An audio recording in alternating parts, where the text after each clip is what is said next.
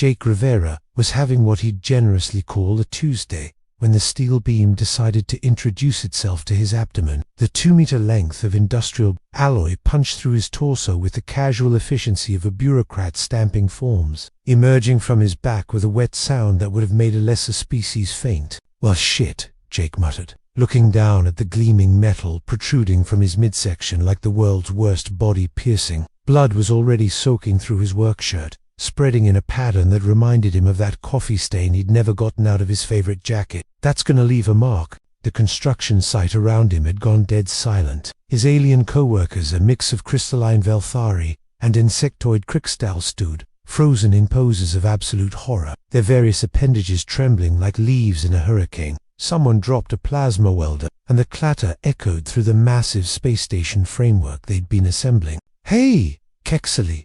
Jake called to the nearest Vel, whose translucent blue form was now flickering with what Jake had learned meant either deep concentration or complete terror. "You know where the medical bay is in this section? I should probably get this looked at." Kexley's response was a sound like breaking glass mixed with a dying computer, which Jake's universal translator helpfully rendered as unintelligible screaming. "Right, well, I'll just follow the signs then." Jake grabbed the protruding end of the beam with both hands, testing its stability. It was wedged pretty good between 2 vertebrae, but it wasn't hitting anything immediately vital. Probably, his lunch was still sitting fine, and he could feel his legs. So really, what was everyone getting worked up about? He started walking toward the medical section, the beam swaying gently with each step like a grotesque metronome. Behind him, he could hear the rapid clicking and chiming that meant his co-workers were having some kind of breakdown. Aliens, he thought with fond exasperation, no sense of proportion. The medical bay's sliding doors took one look at Jake and immediately triggered what sounded like every alarm the station possessed. Red lights bathed the sterile corridors in apocalyptic ambience, while a pleasant AI voice announced in 17 languages that a code crimson biological catastrophe was now in effect. "Bit dramatic, don't you think?" Jake asked the empty hallway, then winced as the beam caught on a doorframe. Note to self, duck more. Dr. Cathara materialized in the medical bay entrance with the frantic energy of someone whose entire worldview was currently being fed through a wood chipper. The crystalline being's usual serene blue had shifted to a violent purple that Jake's cultural briefings had warned him meant either arousal or imminent death. Given the context, he was hoping for the latter. "Human Jake Rivera." Dr. Cathara's voice resonated with harmonics that suggested barely controlled panic. You are walking. Last I checked. Yeah, though I gotta say, this thing's throwing off my balance. Something fierce." Jake gestured at the beam with his thumb. "You got a few minutes to help me out here?" "Nothing urgent, but I figure it's probably not supposed to be there." The doctor's crystalline structure flickered through several colors Jake didn't have names for, settling on what looked like the physical manifestation of an existential crisis. "You have sustained a penetrating trauma through your core biological systems. Your circulatory fluid is exiting your body at an alarming rate. Your structural integrity has been fundamentally compromised." "Yeah, it's a real pain in the ass," Jake agreed. "Also the gut, technically. You should be dead. Should be a lot of things. Doc, taller, richer, better at poker. Life's full of disappointments." Jake carefully lowered himself onto the nearest biobed, which immediately began screaming in 14 languages about critical patient status. "So, what's the verdict? Stitches? Bandages? Please tell me you're not one of those holistic medicine types." Dr. Cathara's forum had now achieved a shade of purple so deep it was approaching ultraviolet. Around the medical bay, other alien staff members were emerging from their stations, all wearing expressions of profound psychological distress. A Krikstal nurse dropped an entire tray of medical instruments, the metallic crash echoing like a cymbal in a funeral home. "The wound track," Dr. Cathara began, her voice climbing several octaves, "has compromised your digestive matrix, damaged multiple fluid circulation pathways, and potentially disrupted your nervous system integration. The foreign object is currently occupying the space where several vital organs should be functioning." "Huh." Jake twisted carefully to get a better look at the beam's exit wound. "Yeah, that does look pretty gnarly. Good thing I had that big breakfast, right? Padding." The sound Dr. Cathara made transcended language, species, and possibly several fundamental laws of physics. It was the audio equivalent of watching someone juggle chainsaws, while standing on a tightrope over a pit of existential dread. Security Chief 6 to Medical Bay, crackled the intercom. The insectoid officer's usual professional calm notably absent. We're reading massive biological contamination alerts. Do we need to initiate quarantine protocols? Negative on the quarantine. Jake called toward the comm unit. Just your garden variety workplace accident. Though if someone could grab my tool belt from section C7, that'd be great. Left my good plasma cutter in there. The silence that followed was so complete that Jake could hear his own heartbeat, which was admittedly a bit faster than usual, but still remarkably steady considering the circumstances. He'd been through worse. That time in the Kepler mines when the tunnel collapsed, for instance, or the infamous reactor incident on Europa Station that everyone had agreed never to discuss in detail. Jake Rivera, Dr. Rivera said slowly, as if testing each word for hidden explosives. You were exhibiting no signs of shock, minimal stress responses, and your pain indicators are inconsistent with your injury severity. Pain's just information. Doc, right now it's telling me I've got a steel beam through my torso, which I already knew.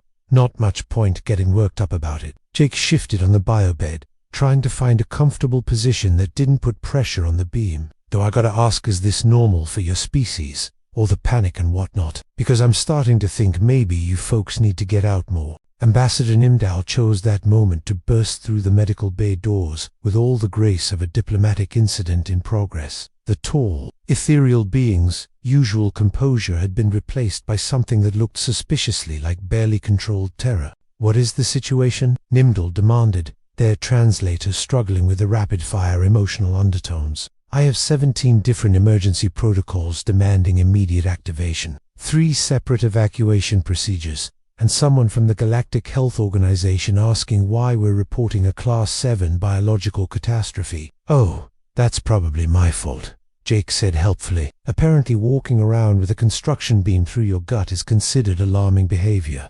Nimdal's gaze fixed on Jake, and their elaborate facial tendrils went through what Jake had learned was the alien equivalent of a double take. Well, I try, though I'll admit the humor might be a defense mechanism. Helena, that's my ex. She always said I crack jokes when I'm nervous. Jake paused thoughtfully. Come to think of it, that might be why she's my ex. Your species, Dr. Cathara interjected, her voice carrying the tone of someone who was rapidly reassessing everything they thought they knew about biology, was classified as Category 3 resilient, standard carbon-based humanoids with typical durability parameters. Yeah, about that, Jake said, wincing as the beam shifted slightly. I'm thinking your classification system might need some work, because this is barely a 6 out of 10 on my personal injury scale, 7 at most, and that's only because it's inconvenient. The medical bay had filled with alien staff, all maintaining what seemed to be a safe distance while staring at Jake, with the kind of fascination usually reserved for natural disasters or traffic accidents. Someone had started taking readings with a medical scanner,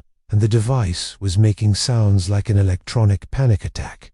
6 out of 10, Dr. Cathara repeated slowly. This injury rate says 6 out of 10. Well, sure, it's not like it hit anything immediately vital. Missed the heart, missed the spine, missed the major arteries. That's just good luck right there. Plus, I can still feel my toes, so we're golden. Jake demonstrated by wiggling his feet, which caused several aliens to make distressed noises. Now, if this had been one of those plasma cutters, that would have been a problem. Those things cauterize as they go, make it real hard to assess internal damage. Security Chief 6 materialized in the doorway, their insectoid features arranged in what Jake had learned to recognize as profound confusion. Human Rivera, our sensors indicate you have lost approximately 12% of your circulatory fluid volume. Is that all? Huh, feels like more. Jake looked down at his blood-soaked shirt with mild interest. Though I guess most of it's just surface bleeding. The beam's probably acting like a plug for the bigger stuff. A plug, Zix repeated, their mandibles clicking in what might have been distress. Sure, basic first aid don't remove impaled objects in the field. They might be the only thing keeping you from bleeding out. Jake grinned at the circle of horrified alien faces. What? Didn't they teach you that in medical school? Dr. Cathara's crystalline form was now cycling through colors that didn't exist in any known spectrum. Your educational system includes instruction in managing traumatic impalement injuries. Well, yeah, Basic workplace safety. You never know when you're going to nail yourself with a power tool or fall onto something pointy. Hell, I remember this one time on Titan Station.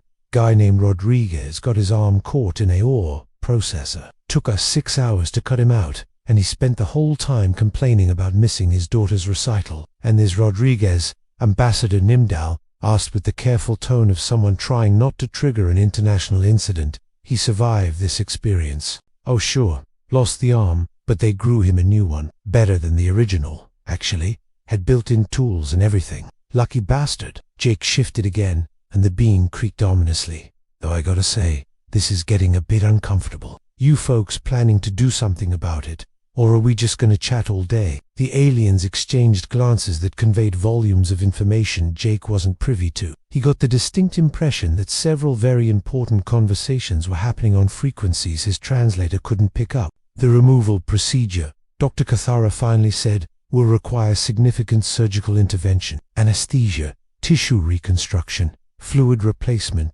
anesthesia. Jake laughed, which made the beam jiggle and caused someone to make a noise like a dying accordion. Doc, I've had dental work more complicated than this. Just yank it out, slap some synthetic skin over the holes, and I'll be back on shift tomorrow. Tomorrow, Zik said faintly. Well, maybe the day after. Gotta file an incident report, and you know how bureaucracy is. Jake noticed the aliens were all staring at him again with that peculiar mixture of horror and fascination.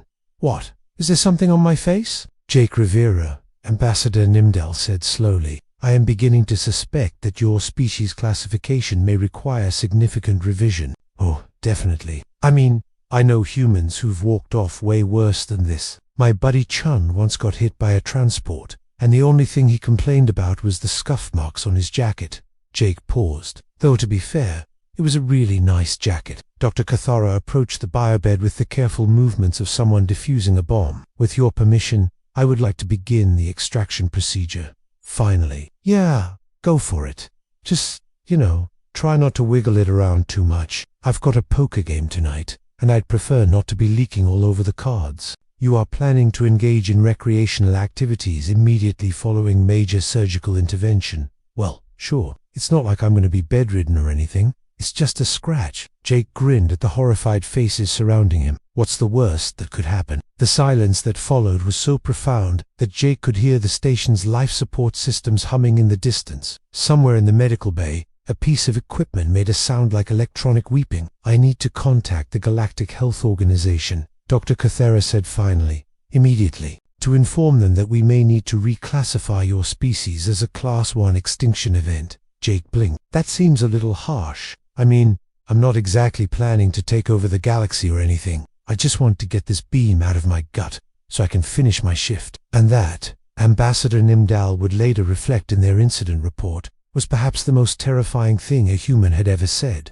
The extraction took 20 minutes, 3 surgical drones, and enough medical-grade adhesive to seal a hull breach. Jake spent the entire procedure making small talk about construction techniques and asking whether anyone knew a good place to get lunch. When Dr. Cathara sealed the wounds with synthetic tissue, Jake tested his range of motion and pronounced himself good as new, maybe better. As Jake walked out of the medical bay, adjusting his tool belt and whistling something that sounded like a human mating call, the alien medical staff remained in stunned silence. Finally, Dr. Cathara activated her communicator. Galactic Classification Authority. Yes, I need to file an emergency reclassification request for species designation human, subsection Terran, priority level, absolute maximum. Yes, I'll hold. In the corridor, Jake paused to help a Crixtel maintenance worker who'd dropped their equipment upon seeing him. Careful there, buddy. Workplace safety's no joke. The mantis-like alien managed a weak gesture of gratitude before scuttling away as fast as their legs could carry them. Jake shrugged and headed back to Section C7. He had a plasma cutter to retrieve and a job to finish. After all, it had just been a scratch.